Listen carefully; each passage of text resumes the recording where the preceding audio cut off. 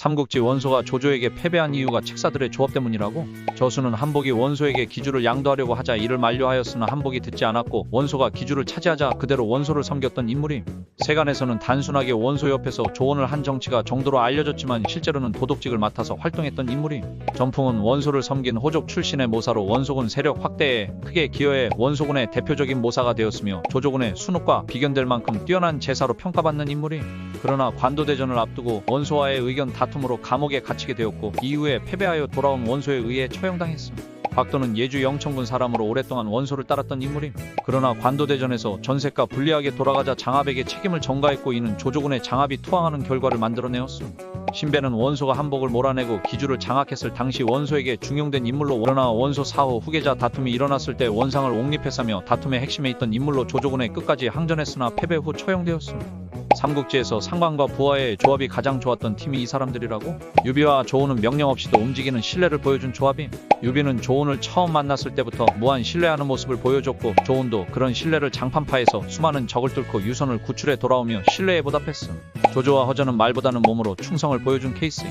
조조가 마초에 의해 죽임을 당할 뻔한 절체절명의 위기에서 허전은 한 손으로 노를 젓고 한 손으로 조조를 지키는 위엄을 보여줬고 이후에도 조조의 안전을 최측근에서 지키며 신뢰를 받게 되었음. 제갈량과 강유는 상관과 부하 관계이기도 하지만 사제지간이기도 한 조합임. 강유는 제갈량의 북벌 전술과 병참 전개까지 그대로 물려받았고 제갈량 사후 홀로 북벌을 이어가며 스승의 유지를 끝까지 지키는 모습을 보여줬음. 송권과 주태는 목숨을 지켜준 부하에 대한 의리를 보여주는 조합임. 주태는 송권을 전장에서 수차례 살려주며 몸에는 수많은 상처가 있었다고 함. 그러나 출신이 안 좋았던 주태가 무시를 당하자 송권이 직접 나서서 주태를 변호해 줄 정도로 엄청 아꼈다고 함. 삼국지연희와 정사 속 삼국지 최고의 무장 듀오가 이 사람들이라고? 조조를 호위를 담당했던 전희와 허저 듀오는 조조의 생명의 방패로 활약했음.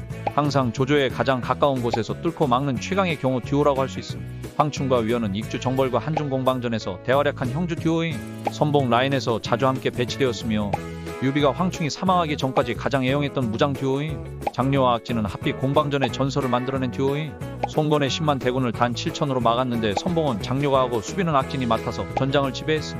관우와 장비는 의형제이자 전설의 투톱으로 유비 진영 전성계의 주력 무장이었음. 특히 혼자서도 강했던 이들이 함께하며 엄청난 시너지가 발휘되어 돗자리 장수였던 유비를 황제로 만들었다고 해도 과언이 아닌 것 같음. 하지만 우리 기억 속 최강의 무장 듀오는 역시 이각과 곽사가 아닐까 싶음.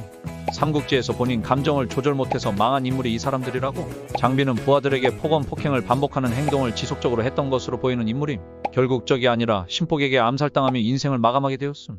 관우는 자존심 때문에 망한 대표적인 인물임. 송권과의 외교에서도 송권을 무시하는 모습을 보여주며 협상을 거절하여 이후 형주도 잃고 촉의 균형도 무너졌음.